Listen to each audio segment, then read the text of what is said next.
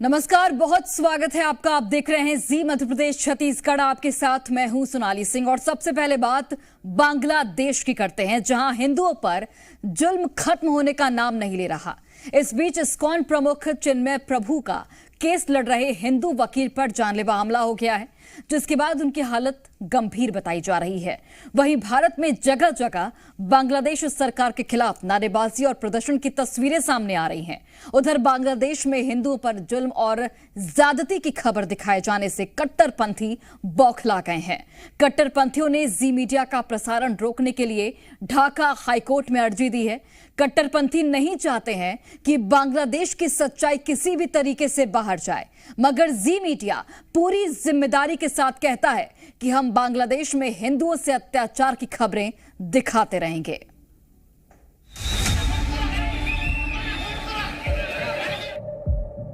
रास्ते में अगर कंठी पहनने के लिए और तिलक लगाने के लिए अटैक अगर होता है तो ये भी तो एक बहुत ही बड़ा कंसर्न है। आप लोग ऐसा कुछ मत करिए कि जिससे अटैक हो जाए। करीब 180 घंटे से इस्कॉन के संत चिन्मय कृष्णदास जेल की सलाखों के पीछे हैं, लेकिन इस्लामी कट्टरपंथी हैं कि उन्हें जेल से बाहर नहीं आने देना चाहते। चिन्मय प्रभु के वकील पर जानलेवा अटैक।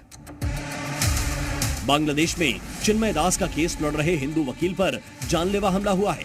उनके वकील रमेन रॉय की हालत नाजुक बताई जा रही है। रमेन रॉय पर हमला इसलिए किया गया क्योंकि अदालत में वो चिन्मय कृष्ण का बचाव कर रहे हैं। इस्लामिक कट्टरपंथियों ने रमेन रॉय के घर में तोड़फोड़ की और उन पर जानलेवा हमला कर दिया। चिन्मय के वकील, जिन्हें आज कोर्ट में चिन्मय की जमानत के लिए दलीलें पेश करनी थी, वो कट्टरपंथियों के हमले की वजह से अस्पताल में जिंदगी की जंग लड़ रहे हैं। आनन फानन में चिन्मय प्रभु के वकील को आईसीयू में भर्ती कराना पड़ा। इस घटना के बाद से हिंदुओं का आक्रोश और भड़क गया है। हम आशा करते हैं कि चिन्मय कृष्णदास को न्याय मिलेगा। आज हम देख रहे हैं कि बहुत दिनों से वो जेल के अंदर में है, बहुत ही कठिन परिस्थिति में है। लेकिन एक जो खबर मिली है कि उनके जो पिछले वकील थे रमेन रॉय, उनके ऊपर लास्ट वीक में जो हमला हुआ था तो वो बहुत ही सीरियस अवस्था में है, आईसीयू में है। चिन्मय प्रभु को वकील नहीं मिला, टली सुनवाई। अब चिन्मय प्रभु की जमानत की अर्जी पर अगली सुनवाई 2 जनवरी को होगी, क्योंकि वकील रमेन रॉय पर जानलेवा हमला करने के बाद कोई दूसरा वकील कट्टरपंथियों के डर से चिन्मय प्रभु का केस लड़ने आगे नहीं आया। हिंदुओं को टारगेट करने वालों, कायदे में रहोगे तो फायदे में रहोगे। चिन्मय प्रभु के वकील पर जानलेवा हमला और बांग्लादेश में हिंदुओं पर जुल्म के खिलाफ बाबा बागेश्वर काफी गुस्से में हैं। बाबा ने कहा कि बांग्लादेश की यूनुस सरकार या तो हिंदुओं को सुरक्षा दे, नहीं तो इस्तीफा दे। बाबा ने दुनिया भर के हिंदुओं से बांग्लादेश के कट्टरपंथियों के खिलाफ खड़े होने की अपील की। मुसलमानों को छोड़ने की जरूरत नहीं है। ये देश सबका है, देश संविधान से चलेगा, ना कि बाबा के ज्ञान से चलेगा। देश संविधान से चलेगा, सबको रहने का अधिकार है। उनके भी दादा परदादाओं ने इस देश को आजाद दिलाने के लिए अपना योगदान दिया है। इसको स्वीकारोक्ति के साथ कायदे में रहोगे तो फायदे में रहोगे। दिल्ली में बांग्लादेशी दूतावास के सामने महंत राजू दास ने यूनुस सरकार के खिलाफ जोरदार प्रदर्शन किया। राजू दास ने सनातन धर्म और भारत माता के जयकारे लगाए। भारत माता की जय, भारत माता की जय, भारत माता की जय। यूपी के अलीगढ़ में हिंदू संगठनों ने बांग्लादेश की सरकार के खिलाफ हल्ला बोला। बांग्लादेश में हिंदुओं के ऊपर अत्याचार के खिलाफ लोग सड़क पर उतर आए। यहाँ हिंदू संगठनों ने विशाल जनसभा का आयोजन किया। हजारों की भीड़ का एक ही नारा दिखा, बांग्लादेश में हिंदुओं की रक्षा करो, यूनुस सरकार इस्तीफा दो। अलीगढ़ में आज बड़ी जनसभा है और सीधे तौर पर एक संदेश देने की कोशिश है कि एक है तो सेफ है। और इस प्रोटेस्ट के जरिए तमाम हिंदू वर्ग चाहता है कि इस पूरे मामले में न सिर्फ बांग्लादेश की जो सरकार है वो हिंदुओं की रक्षा करे, बल्कि केंद्र सरकार भी कदम उठाए ताकि वहां पर हिंदू समाज के जो लोग हैं, अल्पसंख्यक लोग हैं, उनको मदद मिले और नरसंहार पूरी तरीके से बंद हो। वहीं फतेहपुर में भी बांग्लादेशी सरकार के खिलाफ आक्रोश दिखा। लोगों ने मोदी सरकार से बांग्लादेश के खिलाफ एक्शन की मांग की। इस प्रदर्शन में बड़ी संख्या में महिलाएं भी शामिल हुई।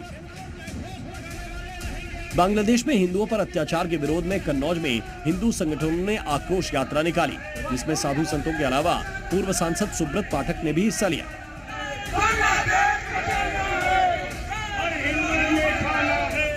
लड़ाई तो छिड़ चुकी है मित्रों, ये लड़ाई छिड़ चुकी है।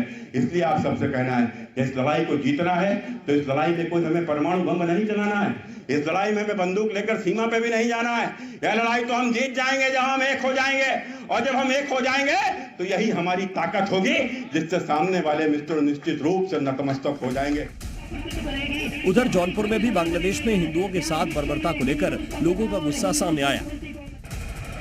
यहां हिंदू संगठनों ने आक्रोश मार्च निकाला। बांग्लादेश में हिंदुओं पर अत्याचार के खिलाफ भारत का सनातनी समाज काफी नाराज है। बांग्लादेश में हिंदुओं पर जुल्म के विरोध में बिहार के बक्सर में जोरदार विरोध प्रदर्शन हुआ।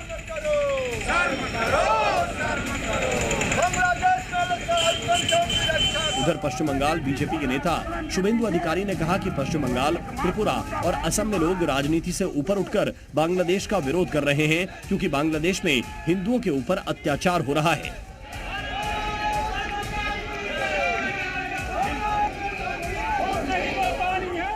तोड़फोड़ करना ठीक नहीं है, और ये जो बांग्लादेशी दूतावास का अधिकारिक है, ये लोग हमारी गेस्ट है, उसको सुरक्षा देना, उसको इज्जत देना, रिस्पेक्ट करना हर भारतीय का फर्ज बनता है।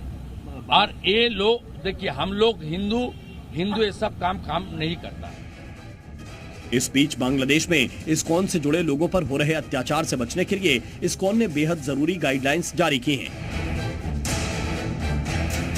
इस्कॉन ने कहा है कि बांग्लादेश में खुले में कोई ऐसा पहनावा ना पहने जो बाहर से दिखाई दे। इस्कॉन के वाइस प्रेसिडेंट का कहना है कि इस्कॉन के सन्यासियों को टारगेट किया जा रहा है, इसलिए ऐसी हालत में जान बचाने के लिए कुछ दिन अपनी धार्मिक पहचान गोपनीयता से संभाल कर रखें। रास्ते में अगर कंठी पहनने के लिए और तिलक लगाने के लिए अटैक अगर होता है तो ये भी तो एक बहुत ही बड़ा कंसर्न है कि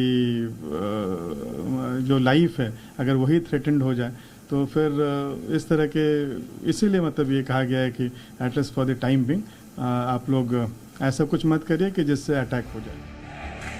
मोहम्मद यूनुस के देश में हिंदू विरोधी कत्लेआम चल रहा है, लेकिन अब पूरी दुनिया से बांग्लादेश के हिंदुओं के हक की आवाज उठने लगी है।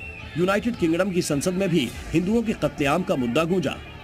And there are reports of police and army standing by as more than 20 places of minority Hindu and Sufi worship were vandalized and their worshippers attacked.